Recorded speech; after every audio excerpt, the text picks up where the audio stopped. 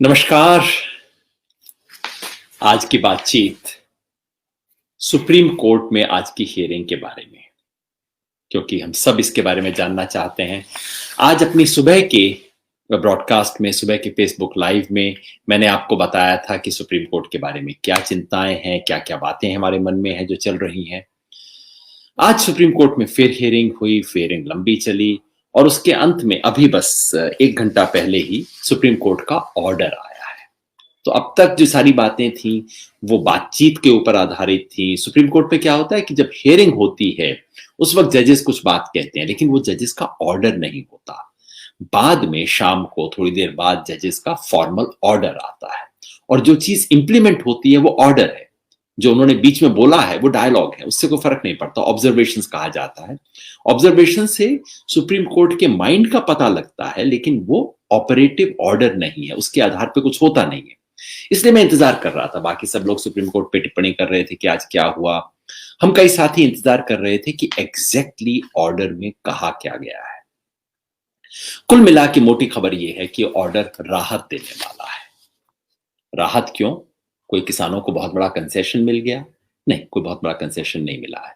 राहत देने वाला इसलिए है कि जो चिंता थी, हम में से कई लोगों के मन में जो चिंता थी वो नहीं हुई। आपको ध्यान होगा सुबह मैंने क्या कहा था। मेरे मन में चिंता थी कि सुप्रीम कोर्ट के अंदर मामला जाएगा तो हो सकता है जैसे शाहीन बाग के केस में हुआ, एविक्शन के बारे में सुप्रीम कोर्ट कोई ऑर्डर कर दे कि आप छोड़िए, सड़क छोड़िए। इस तरह का कई बार कोर्ट्स इस तरह का रवैया लेते हैं। बहुत ही एक लीगलिस्ट, एक बहुत ही लॉ एंड ऑर्डर टाइप सा रवैया। अरे सड़कों पे क्यों खड़े हो, खाली करो। किस उद्देश्य के लिए आए हो, क्या दिक्कत है, इसके ऊपर विचार नहीं किया जाता। दूसरी चिंता ये थी कि कोर्ट की तरफ से जबरदस्ती सुलह सफाई की कोशिश होगी। बैठो बैठो, तुम्हारी बात नहीं बन रही, मैं तुम्हारी सुलह सफाई करवा रहा हूं, जब दरअसल कोर्ट का काम नहीं है। तीसरी चिंता ये थी कि कोर्ट ये लॉ किसानों के हक में है या नहीं है, इसके बारे में अपना एक ओपिनियन दे सकता है, जो दरअसल कोर्ट का काम नहीं है पॉलिसी के अंदर जाना। और कोर्ट ने पहले खुद भी अपने 2 जजमेंट्स के अंदर स्पष्ट किया है कि वो पॉलिसी में नहीं जाना चाहता। और चौथी चिंता ये थी कि जो असली सवाल सुप्रीम कोर्ट को अटेंड करना है वो सवाल सुप्रीम कोर्ट अभी अटेंड नहीं करेगा। यानी कि ये कानून कॉन्स्टिट्यूशनली करेक्ट है कि नहीं है, संवैधानिक है या नहीं, वो नहीं करेगा। तो अब के ऑर्डर के आधार पे हम देख सकते हैं कि हमारी चिंताएं कहां तक सही थी, कौन से गलत थी। सबसे बड़ी राहत की बात यह है कि इस पूरी हियरिंग के बाद कोर्ट ने कहा है कि किसानों को हटाया नहीं जा सकता। बहुत स्पष्ट रूप से लिखा है। मैं ऑर्डर का वो एक पैरा पढ़ देता हूं जो कि रेलेवेंट है इस केस में। We clarify that this court will not interfere with the protest in question। हम स्पष्ट कर दें कि कोर्ट इस विरोध प्रदर्शन में दखलंदाजी नहीं करेगा। Indeed, the right to protest is part of a fundamental right and can, as a matter of fact, be exercised subject to public order। विरोध प्रदर्शन करने का अधिकार मौलिक अधिकार है और इसको पब्लिक ऑर्डर को जब तक चैलेंज ना किया जाए तब तक इसका एक्सरसाइज किया जा सकता है। There can certainly be no impediment in the exercise. There can certainly be no impediment in the exercise of such rights, as long as it is non-violent and does not result in damage to life and property of other citizens and is in accordance with law। Protest करने में इस कोई बाधा नहीं पहुंचाई जा सकती, इस हक को रोका नहीं किया जा सकता, कम नहीं किया जा सकता जब तक इसमें हिंसा ना हो, पब्लिक प्रॉपर्टी को डैमेज ना हो और दूसरे सिटीजन्स की लाइफ एंड प्रॉपर्टी को डैमेज नहीं किया जाए। यही बात तो किसान भी कह रहे हैं। वो कहते हैं we are of the view that at this stage the farmers protest should be allowed to continue without impediment and without any breach of peace either by the protesters और द पुलिस। हमारा यह मानना है कि इस stage पर किसानों की प्रोटेस्ट को चलने देना चाहिए।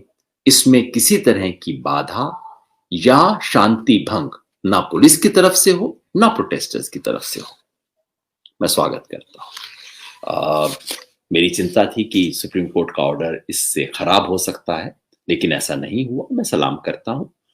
कोर्ट ने वो सब बातें कही जो कही जानी चाहिए कि प्रोटेस्ट करना कोई खास, ये कोई कंसेशन नहीं है, कोई हम मांग नहीं रहे, ये हमारा हक है। इस देश का संविधान हमें हक देता है ये कोई खैरात नहीं है। बस इतना मुझे ध्यान रखना है कि हिंसा नहीं हो, इतना ध्यान रखना है कि दूसरों को मैं कोई पब्लिक प्रॉपर्टी को डैमेज ना करूं, ब्रीच ऑफ पीस ना हो, ये सब नहीं करना। और ये आंदोलन इतना अद्भुत रहा है कि इस सब चीज के बावजूद इसके कि पुलिस ने रास्ते में आंसू गैस चलाई, पानी फेंका, गड्ढे खोदे, पत्थर लगाए, लेकिन आंदोलनकारियों की तरफ से जनता के विरुद्ध कोई हिंसा नहीं हुई, पुलिस के विरुद्ध कोई हिंसा नहीं हुई। इसलिए इस आंदोलन पे भरोसा करने का कारण है। और ये एक सबसे बड़ा राहत की बात है। हालांकि कोर्ट कहता है कि इसके बारे में ये सुनवाई बाद में हो सकती है बीच में। जैसा आपको पता होगा, कल से सुप्रीम कोर्ट की बेंच सुप्रीम कोर्ट में छुट्टी हो रही है, सर्दी की छुट्टी हो रही है। और अब जनवरी के अंदर कोर्ट की मीटिंग होगी, कोर्ट दोबारा बैठेगा। तो कोर्ट ने कहा है कि अब मामले को जनवरी में लेंगे, लेकिन साथ में एक छोटा सा पुछल्ला जोड़ दिया है कि अगर वेकेशन बेंच का मतलब होता है कि जब कोर्ट की छुट्टियां होती हैं तो छुट्टी के अंदर भी 2-3 जज, उनको छुट्टी नहीं होती, वो बैठते हैं और कोई भी अर्जेंट मैटर है उसको सुनते हैं।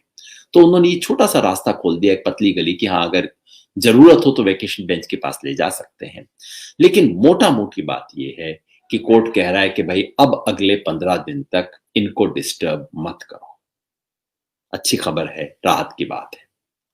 बाकी मुद्दों पे क्या है, ये जो जबरदस्ती सुलह सफाई वाली बात थी, उसके बारे में डर ये था कि कोर्ट बिना दूसरों को सुने कहीं अपनी तरफ से कमेटी बना देंगे और कहेंगे कि भाई आप अब इसकी बात मानिए। फॉर्चुनेटली कोर्ट ने वो नहीं कहा है। कोर्ट ने बिल्कुल स्पष्ट रूप से रिकॉग्नाइज किया है कि कमेटी बनाएगा कोर्ट। मेरे मन में उसको लेके संदेह है। वो कोर्ट में कमेटी बनाना चाहते हैं, लेकिन उन्होंने कहा है कि ये कमेटी तभी बनेगी जब किसान संगठनों की राय ली जाए। इसके बारे में किसान संगठनों की राय पूछी जाएगी। तो वो कहते हैं, this may not be possible without hearing all the necessary parties. Till the parties come before us, it would be advisable to obtain suggestions about the constitution of the said committee from all the parties, which may be submitted by them on the date of the next hearing in the matter. Basically, court कहता है कि हाँ हम committee तो बनाएंगे, एक neutral लोगों की, वो कहते हैं to constitute a committee comprising independent and impartial persons, including experts in the field of agriculture for the purpose. तो कोर्ट कहता है कि हम इंडिपेंडेंट इम्पार्शियल लोगों को कमेटी में बनाना चाहते हैं। अब इंडिपेंडेंट इम्पार्शियल कौन है, ये बिल्कुल नजरिए की बात है। एक नजरिए से देखें तो कोई व्यक्ति इंडिपेंडेंट है, दूसरे नजरिए से देखें तो वो लेफ्टिस्ट है, तीसरे नजरिए से किसी दूसरे के बारे में देखें तो वो राइटिस्ट है। खैर, कोर्ट इस पे कैसे सोचेगा मुझे नहीं पता, लेकिन फिलहाल कोर्ट ने कहा है कमेटी तो बनेगी, लेकिन कमेटी बनने से पहले जो तमाम किसान संगठन है उनकी राय ली जाएगी। और कहा है कि अगली जब भी हियरिंग होती है जनवरी के महीने में, तब तक किसान संगठन इसके बारे में अपना ओपिनियन लेकर आए। बहुत बड़ा नुकसान नहीं है। दिक्कत कमेटी के बारे में यही है कि ये वो सवाल नहीं है जिसको 5 एक्सपर्ट लोग बैठ के तय कर सकें। इस सवाल में सबसे गहरा सवाल है कि इस देश में किसान की कीमत क्या है, क्या किसान इस देश का निर्माता है कि नहीं है।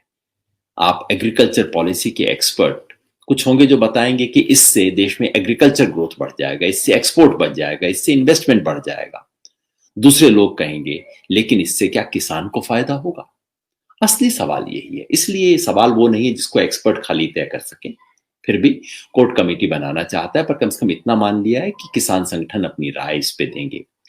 और जब वो होगा तो किसान संगठन निश्चित अपनी राय देंगे, और उस सब राय के बाद कोर्ट किस तरह से कमेटी बनाता है देखने की बात है। मेरी अपनी समझ है कि कोर्ट को कमेटी बनाने और इस तरह से कॉम्प्रोमाइज करवाने के मामले में नहीं उलझना चाहिए। बहुत समझदारी की बात नहीं रहेगी। तीसरा सवाल इससे जुड़ा था पॉलिसी का, कि क्या कोर्ट खुद इसके ऊपर ओपिनियन देना चाहता है कि ये कानून किसानों के हक में है या नहीं है। मैंने कल से बार बार कहा है कि कोर्ट को ऐसा नहीं करना चाहिए, क्योंकि खुद सुप्रीम कोर्ट 2 बार बोल चुका है कि भाई इन चीजों में हमें नहीं फंसना। जब एग्रीकल्चर के, बाकी तो बहुत चीजों में बोलते ही रहते हैं, एग्रीकल्चर के बारे में 2 बार सुप्रीम कोर्ट बोल चुका है। जब फार्मर सुसाइड वाला केस आया, सुप्रीम कोर्ट ने कहा पॉलिसी मैटर है, सरकार हैंडल करे। ड्राउट के अंदर जब हमने किसानों के लिए मुआवजा मांगा, कहा कि बैंक इंटरेस्ट इसमें मुलतवी करें, तो कोर्ट ने कहा ये एग्जीक्यूटिव मामले हैं, पॉलिसी मामले हैं, सरकार इसको तय करे। तो अगर तब कोर्ट का ये व्यू था, तो आज कोर्ट को अपना व्यू बदलना नहीं चाहिए। इसके बारे में कोर्ट ने अभी तक कोई टिप्पणी नहीं की है। टिप्पणी नहीं की, वही मुझे अच्छा लगता है। चौथा सवाल कॉन्स्टिट्यूशन का, जो सवाल दरअसल कोर्ट को लेना चाहिए, क्या ये तीनों कानून संविधान सम्मत हैं? उनके बारे में कोर्ट अभी कुछ नहीं कहता। उसमें सिर्फ इतना ही कहा है कि आ, ये प्रोटेस्ट इन 3 कानूनों के खिलाफ हो रहे हैं और इन तीनों कानूनों के खिलाफ रिट पिटीशन है। The writ petitions challenging the said laws have been filed before this court and will be decided in due course. सिर्फ इतना कहा है कि इनके बारे में रिट पिटीशन फाइल हो गए हैं और ड्यू कोर्स यानी कि समय के हिसाब से, सामान्य प्रक्रिया के हिसाब से किए जाएंगे। अब ये सुन के मेरे को थोड़ा डर लगता है। डर इसलिए लगता है कि सामान्य प्रक्रिया के अंदर 370 आर्टिकल के बारे में जो कोर्ट में पिटीशन आई थी, उस पर आज तक विचार ही नहीं हुआ। 1.5 साल हो गए हैं, अब तक कोर्ट ने हाँ ना मतलब हियरिंग शुरू नहीं की है। सिटीजनशिप एक्ट के बारे में लगभग अब ऑलमोस्ट 1 साल होने को आ गया है, सुप्रीम कोर्ट ने हियरिंग ही शुरू नहीं की है। तो इस सवाल पे हियरिंग जल्दी होगी नहीं होगी, अभी तो कुछ पता नहीं लग रहा। तो इसके बारे में चिंता है, क्योंकि जो काम करना चाहिए, एक काम है जो कोर्ट को करना चाहिए, इस सवाल पे कोर्ट को वर्डिक्ट देना चाहिए, एडजुडिकेट करना चाहिए, फैसला सुनाना चाहिए, और वो फैसला कि ये संवैधानिक है या संवैधानिक नहीं है, इसके बारे में सुप्रीम कोर्ट ने अभी कुछ नहीं कहा है। तो कुल मिला के समझिए, एक जो आशंका थी वो टल गई है, कम से कम अगले 10-15 दिन के लिए टल गई है। हालांकि जैसा मैंने कहा, कोर्ट का जजमेंट कहता है, आज मुख्य बात ये हुई कि जो 8 संगठन जिन्हें कोर्ट की तरफ से नोटिस गया था, उनमें से केवल एक आज वहां उपस्थित हुए, बाकी एक भी वो नहीं थे जो कि जिन्हें नोटिस गया। तो कोई भी उपस्थित नहीं हुआ, क्योंकि दरअसल किसी को नोटिस मिला ही नहीं था। अब 24 घंटे के अंदर किसान संगठनों के पास नोटिस पहुंच जाए, वो जवाब लेके आ जाए, कैसा होगा? तो कोर्ट ने इसकी इजाजत दे दी है कि इस बीच के समय में इसको नोटिस सर्व कर दिया जाए सभी किसान संगठनों को, उनको मिल जाएगा। और मुझे विश्वास है कि जैसे ही सर्व किया जाएगा, किसान संगठन सबसे पहले कहेंगे 8 का चुनाव आपने कैसे किया? यहाँ तो बहुत ज्यादा संगठन है जो इसका हिस्सा है, उन सबको शामिल करना होगा। तो ये सवाल सबसे शुरू में आएगा। तो कुल मिला के कोर्ट की तरफ से कोई जल्दबाजी में कोई बहुत नासमझी का फैसला नहीं हुआ है। आजकल तो यही बात कहना बहुत अच्छी बात होती है, कम से कम इसी में खुश हो जाते हैं। लेकिन अभी भी कोर्ट की दखलंदाजी से क्या असर पड़ेगा उसके बारे में हम निश्चित नहीं हो सकते हैं। एक चीज कम से कम अच्छी हुई है कि कोर्ट ने मान लिया है कि इस देश में नागरिकों को प्रोटेस्ट करने का अधिकार है, और जो किसान कर रहे हैं वो अपने उस अधिकार को एक्सरसाइज कर रहे हैं। ये बहुत बड़ी बात है जो कि आज कही गई है। आमतौर पे आज से 10 साल पहले ऐसी बात कही जाती तो आप कहते अरे क्या हुआ, कौन सी बड़ी बात है, तो होना ही था ना। लेकिन आज कोर्ट ये भी कह दे, इसी में ही सलाम करने का मन करता है। इस बात से कोर्ट खुशी होगा या नहीं, कह नहीं सकते। एक और चर्चा चलते चलते वो ये कि सरकार की तरफ से आज एक चिट्ठी जारी हुई है। कृषि मंत्री जी ने एक चिट्ठी लिखी है, वैसे 8 पेज की चिट्ठी है, लंबी चिट्ठी है। इस चिट्ठी में नया कुछ नहीं है। चिट्ठी मैंने पढ़ी, अभी 1 घंटा पहले चिट्ठी जारी हुई है। ये कृषि मंत्री की तरफ से शुरू बहुत प्यार से करते हैं, जैसा कि उनकी आदत है, अच्छा बोलते हैं, लेकिन आखिर तक आते आते वही आरोप, वही सब भाषा जो बीजेपी वाले कई दिनों से आपको गुमराह किया जा रहा है, स्वार्थी तत्व, ये लोग अपने आप को बुद्धिजीवी बताने वाले लोग, और ये इस इशारे पे उस इशारे पे वही वाली सारी भाषा के अंदर उतर आते हैं। 8 पेज की चिट्ठी है जो कुल मिला के बताती है इस देश के किसानों को कि आपके कितने भले में ये कानून है, आपको इससे क्या क्या फायदा होगा, विपक्ष का प्रोपेगेंडा कैसे गलत है। कल इसका व्यवस्थित रूप से जवाब दूंगा।